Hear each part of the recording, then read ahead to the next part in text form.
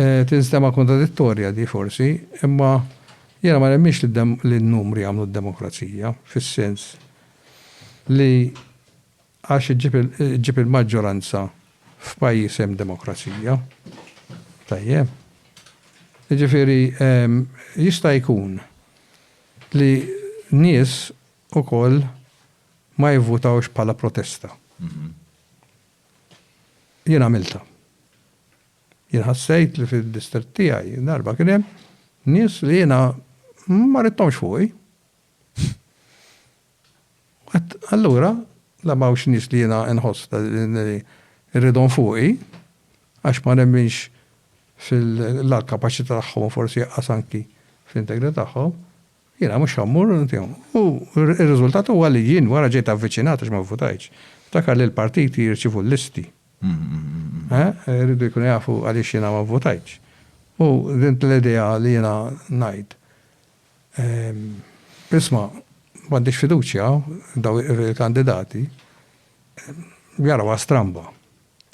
Ma fir-realtà dik hija waħda raġunijiet li hija fil-sistema tagħna li hija bbażata wkoll fuq il-kandidati li jkun hemm. U jekk inti tara kif inbniet is-sistema Maltija politika, u hija importanti li wieħed jifhimha li kif inbniet tajjeb, li il-kandidati għandhom problemi minħabba li biex jitilgħu jintrabtu ma' nies li mhux dejjem jagħmlu l-hom ġieħ u jgħinuhom u fil-fatt jgħinu il-proċess politiku. Jiena ħafna nies kien jaħsbu li se noħroġ għall-politika. U darba ġie wieħed fuq ma nafx minnu jien qalli jekk toħroġ naħdimlek jien. U jiena taħmaratlu għatlu importanti saqsik għattu xatt li taħdim li jew taħdimni. Għaliex daw in-nies jiena nemmen li jaħdmuk. Għax la darba inti tiddependi fuqhom, inti mbagħad hemmhekk tiġi wkoll kontrolla xi ftit jowis minnhom biex daw jużawk biex huma jaraw kif jivvantaġġaw lihom innifishom. U allura. Rigward il-fatt li ma votajtx, jinġieli għamilta wkoll u naqla ħafna kritika dwarha meta ngħidha din il-ħaġa. Jgħidlek biex ta' fl-aħħar mill-aħħar imma billi ma votajtx xorta.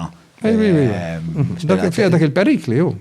Però jiena naħseb li hemm statement li jmur lil minn numru li huwa li jisma' hekk hawn bżonn tibdil ta' kultura, tibdil ħafna iktar fundamentali minn sempliċement nażel bej A u B. Ġieli konsidrajt li tivvota it-tielet partit anke bħala protest vote. U dakinhar għalfejn ma għamiltiex. Le, kemm ma għamiltiex għax ma kienx hemm kandidat fil-fatt. Sewa. Ir-realtà hija li aħna ħafna jiġu biex jiddependu li forsi jkollna t-tielet partit. Is-sistema politika Maltija, il-pubbliku hemm barra, għandu psikoloġija. Jekk il-psikoloġija min jitkellem ma jifhimiex għaliex it-tielet partit donnu qatt ma jistieħru. Anki meta l-affarijiet jidhru li għandu ikollu il-kapaċità li jitfaċċa dal-tielet partit u da, per eżempju, inti għandek il-partit tal-oppożizzjoni għadda minn kriżi kbira, tajjeb, imma it-tielet partit ma milx inroads fiha di. Tajjeb, inti kont tistenna li dak it-tielet partit jagħmel inroads fiha di. Jekk tarsej l-Ingilterra, meta kien ikun hemm kriżi fil-partit li qed jiggverna, it-tielet partit dejjem jiggwadanja. Mhux hekk. Imma f'Malta ma tiġrix. Għalfejn ma tiġrix? Għaliex in-nies jibżaw mill-instabilità ekonomika u politika. Huma jibżaw li inti ikollok gvernijiet li ma jistgħux ikollhom pjan. Li jiena indirettament u se spjegalek għaliex, kelli jisu sem fit-twaqqif tat-tielet partit. Ma qalulix li se jwafqu t-tielet partit. Imma fil-1987 konna minna numru ta' nies għamilna avviż kbir fit-Times ta' Malta fejn għadna li rridu politika ġdida. Kien hemm Sena sejjer. kien di? 1987. 1987. Qabel l-elezzjoni u wara? Wara l-elezzjoni. U konna minna din, ġifiri, dina faċċata sħiħa li kienet daw l-ismijiet kollha hekk fuqha. U kienet inkludi spal Xavier Balzan, u oħrajn Tony Abela. Peppi wkoll kien inkluż fil-lista. Naħseb kien ikun fejn id-dar għandi ġifieri għax kif jkun kon żammejthom daw l-affarijiet li għaddejt minnhom f'ħajti. U da xejdulu, u mbagħad qomt xi ġimgħa wara u sibt li twaqqaf dal-partit ġifieri. L-Alternattiva Demokratika. U xiftu jgħadeb bil-nies jinkont nafhom kelli daqsxejn dem close relationship magħhom. Ġifieri anki kienu talbuni biex noħroġ għall-elezzjoni tal-Kunsilli Lokali. Xittu tfissru biha politika aħjar?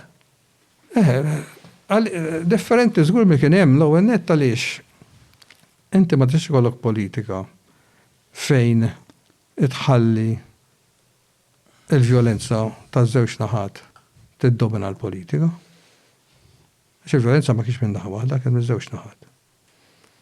Tajjeb, ġifieri u allura inti ma jistax ikollok pajjiż li jasal f'dal istat ħabba riżultat ta' elezzjoni.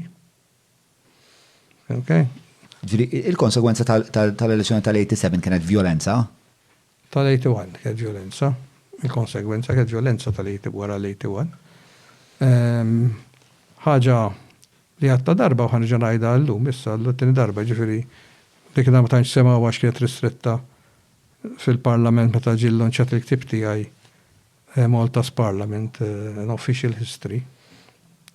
Dana, meta ġi l-lonċjat, jien kontat xi ħaġa u kontat għaliex kien hemm minn dejjaqni jitkellem fil-launching ta' ktieb jitkellmu dwar il-kriżi tal-81 u s-sem tagħhom. U jiena żvelaj dikinhar li jiena kont ktibt lill-leaders taż-żewġ partiti fej offrejt li nkun medjatur fiha. Imma meta kont għamil dik l-offerta, kont xi ħaġa jiena ma nafx jekk dawk li nkidbu sibhom mija jiktib ismi magħhom fil-gazzetta kienu x'qed jaħsbu fuq għall-istess livell.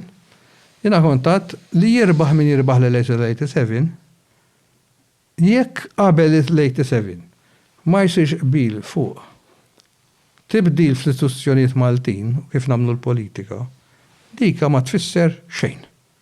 Ġifieri għalija tagħmilx bil-50+1 u tagħmilx hekk, id-difetti tas-sistema hemm ħajqbgħu u hemm baqgħu.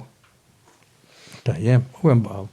U jiena s-suġġiment tiegħi kien li nitkellmu dwar riformi tal-istituzzjonijiet, inkluż il-pulizija, u wara l-elezzjoni 87 infatti l-ewwel ħelkom Dr. Kamissu Bunnici wieġibni kien qalli li minn tof ma jaqbilx li jiena nidħal fiha.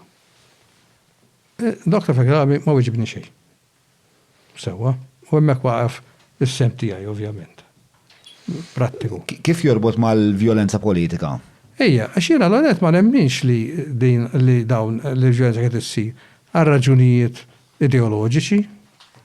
Issir għax dawn kienu in-nies tal-partiti finalment jieħdu pożizzjoni wara.